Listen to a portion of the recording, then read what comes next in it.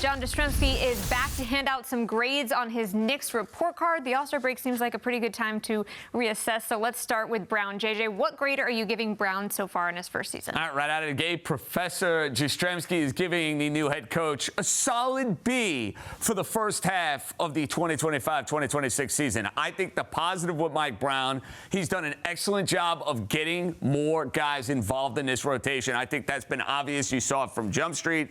It has continued throughout the course of this year. I could give you Diawara. I could give you Tyler Kolek. I think it's been a positive for the Knicks. The negative for Mike Brown, the Knicks defense at times has been completely lost at sea, and there have been plenty of instances, specifically the two games against the Detroit Pistons, where the New York Knicks were not ready to play. So the record, as you illustrated, rather similar to what the Knicks were a year ago under Tom Thibodeau. But Michelle, for this head coach, the final grade is really the one that counts, because the Knicks made a coaching change, not to change regular season results, but for Mike Brown to be the coach to take him over the top. So stay tuned for that final grade. How about Karl-Anthony Towns, averaging 19.8 points per game? That's his lowest mark since his rookie season. So it's going to sound wild because Karl-Anthony Towns is going to the All-Star game. I don't care. I'd still give him a C+ for what he's done in this first half. And I know some people are going to mention the double-doubles.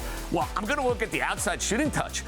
What has happened to Karl-Anthony Towns from beyond the three-point arc? A year ago, he was automatic for the New York Knicks.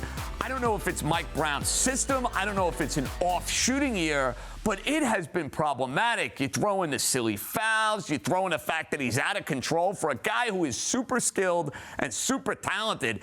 At times he looks as uncoordinated as me, and that's a problem, Michelle. So I need more out of a guy who's supposed to be a franchise player. It's a C+. Yeah, hits his lowest shot from three since his rookie season as well. All right, next up, Mikal Bridges. What grade are you giving him so far through his second season? So I was wavering on this one. This is one of those 50-50s. Do I give him a B? Do I give him a B-? I'm going to give Mikal Bridges a B-.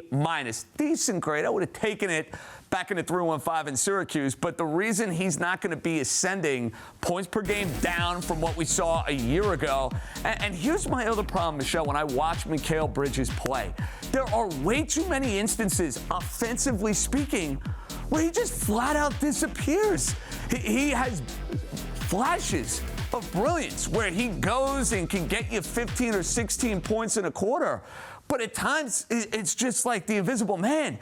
I need more out of Mikal Bridges offensively. I can't have it just simply be the Jalen Brunson show. And when you see those emergences of big-time offensive play, it has you dreaming for more. So I want more from Bridges. I actually give him a B because everything other than scoring stat-wise is actually up this year. All right, so lastly, Leon Rose. He brought in Jose Alvarado at the trade deadline. They also officially signed Jeremy Sohan on Friday. So what grade does Rose get for this roster? Once again, Michelle, I am giving him a solid B. There's nothing wrong with that. The Alvarado move was terrific. You needed toughness.